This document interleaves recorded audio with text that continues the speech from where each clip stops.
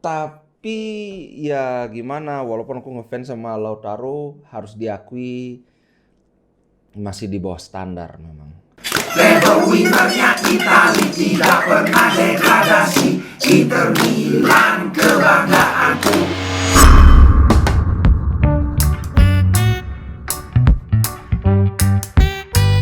Halo Sobat Mumin, apa kabar? Akhirnya kita berjumpa lagi. Aduh, gila. Beberapa hari ini benar-benar hari yang sulit itu supaya nggak kayak curcol. Intinya ada kesulitan lah kenapa aku nggak bisa bikin konten. Anyway, I'm back. Ini banyak sekali update yang ketinggalan untuk aku sampaikan tentang Inter Milan. Oke, langsung saja biar nggak terlalu lama nih.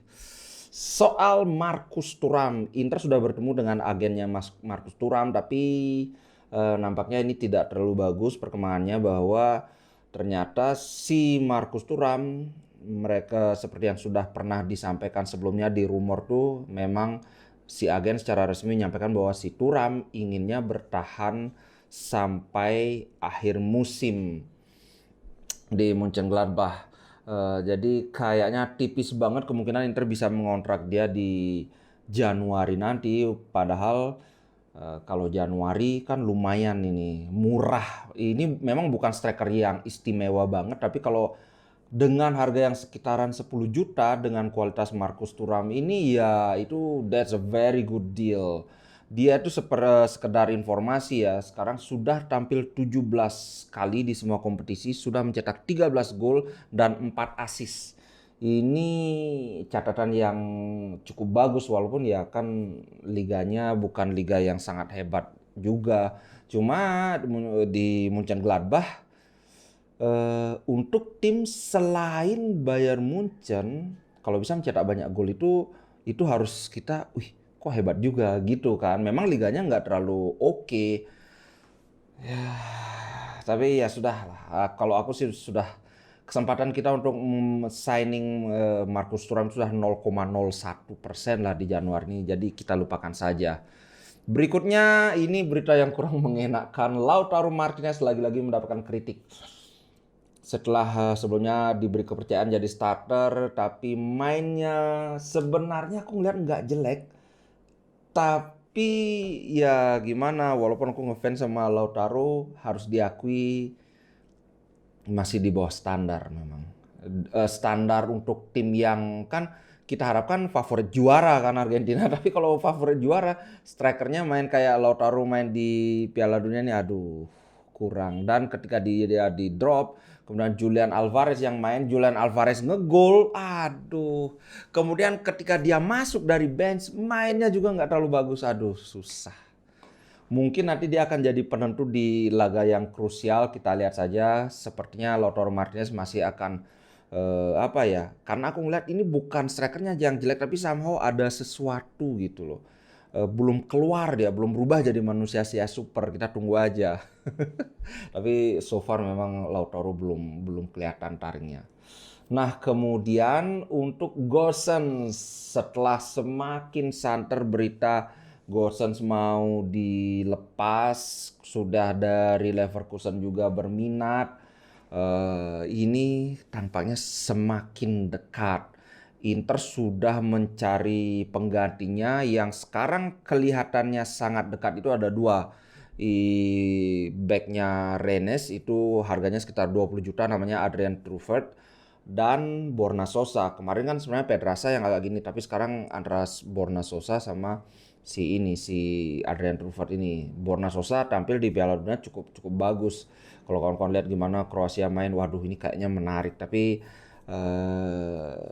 pendekatan secara resmi itu belum ada. Kita lihat saja nanti.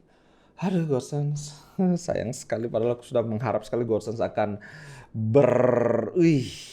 tapi ya mau gimana lagi, kenyataannya berkata lain. Kalau aku sih secara pribadi mungkin hal yang memberatkan Gosens itu ada dua. Karena satu, dia diharapkan bisa menggantikan Perisic. Kalau sekarang ini walaupun dia nggak jelek-jelek amat, tapi kalau dibandingkan dengan levelnya Perisic itu aduh harus diakui memang jauh banget. Apalagi gimana Perisic di timnas main di World Cup ini, waduh gila-gilaan Pak. Padahal ini pemain sudah agak tua kan. Yang kedua, Di Marco lagi menggila, di timnas menggila, di Inter juga menggila. Ya mau bagaimana lagi, seperti yang aku bilang dulu bahwa kalau dia mau bertahan, dia apakah legowo cuma jadi cadangan aja karena as per now ya memang kalah bersaing dibandingkan Di Marco. Aku harus akui memang Di Marco lebih bagus mainnya. Kalau menurut kawan-kawan gimana? Kayaknya semua setuju ya Di Marco memang lagi on fire banget ya. Gitu deh. Jadi Gosens, bye. Next, soal Skriniar.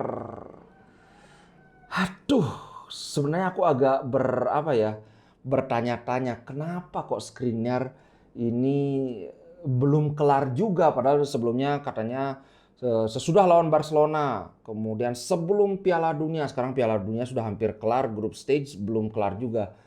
Dari Inter sudah mengadakan pendekatan ke center back Mukhtar Diakabi. Ini center backnya Valencia untuk berjaga-jaga ya. Memang tagline-nya sih untuk berjaga-jaga, tapi kan kita mesti bertanya-tanya kenapa mesti berjaga-jaga kalau memang ini sudah tinggal tanda tangan aja kan. Nah, spekulasi seperti ini kan mau tidak mau muncul juga walaupun dari berita terakhir itu Inter hanya menunggu Skriniar balik dari liburannya di Dubai dan sekarang itu masih di Dubai, dia hari terakhir dia di Dubai katanya. So, dia sempat upload foto lah sama lagi ciuman sama istri dan anak dan segala macem. Enggak, ciumannya sama istrinya bukan sama anaknya, maksudnya anaknya juga ada gitu lagi di pantai. Tapi ya ini yang bikin kita bertanya-tanya kenapa mesti mencari backup kalau ini gagal. Berarti kan ada kemungkinan ini negosiasinya gagal. Tapi udahlah, Murta Diakabi ini juga nggak jelek-jelek amat, tapi kalau dibandingkan Skriniar ya masih masih agak jauh sih. Mungkin bahkan dibandingin sama Akanji juga masih bagusan Akanji menurutku loh ya. Yang berita baiknya ini kemarin kan sempat ada berita bahwa nego perpanjangan kontrak Inter dengan Stefan De Vrij masih agak mandek. Tapi sekarang itu sudah mulai menemukan titik temu dalam beberapa minggu depan ini diharapkan sudah kelar. Awalnya itu masalah gaji ada ketidakcocokan tapi sekarang De Vrij udah oke sekitaran 4 juta. Sekarang cuma masalah kontrak aja. Inter beraninya nawarin 2 tahun tapi De Vrij mintanya 3 tahun. Itu aja sih, tinggal itu aja dikelarin. Kemudian mungkin ini berita baik juga buat kawan-kawan penggemarnya Aslani. Aslani sama Belanova. Kemungkinan di bulan Januari mereka akan cukup sering bermain karena begitu habis kelar Piala Dunia kita lawan Napoli. Habis itu pertengahan bulan kita lawan Milan di Supercoppa. Nah, di antara itu kan kita akan main terus-terusan main 2 kali seminggu. Jadi ya benar-benar harus rotasi. Nah, selama ini Aslani kan agak jarang mainnya. Sekarang kemungkinan dia akan dapat bermain dan Belanova juga karena Dumfries, Darmian kan masih cedera walaupun sudah mulai agak sembuh tapi kalau mau terus-terusan ngandalin Dumfries nggak bisa. Jadi Belanova sudah pasti minimal sebelum pertengahan bulan itu dia sudah dapat 2 kali main lah. Aslani juga walaupun sebagai pengganti pasti dapat. Ya mulai main di menit 80 itu kan pasti dapat Aslani.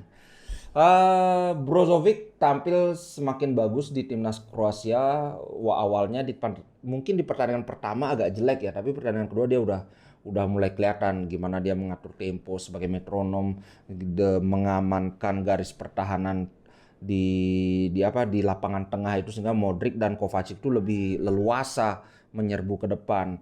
Jadi aku sangat optimis pas Brozovic balik ke Inter dia sudah akan kembali seperti Brozovic yang dulu yang kita tahu itu guys. Nah itu dulu untuk konten kali ini. Habisnya aku akan upload konten lagi. Jadi kali ini 2 konten. Yang satu membahas soal update ini. Nah yang kedua soal 2 topik ini. Soal Juve dan juga tentang apa yang sebenarnya terjadi antara Onana dengan timnas Kamerun. Mungkin ada yang sudah tahu, tapi kayaknya banyak yang belum tahu. Ini bukan sekedar perselisihan antara Onana dengan pelatih aja, tapi ada lagi yang sebelumnya itu. Oke, ditunggu aja.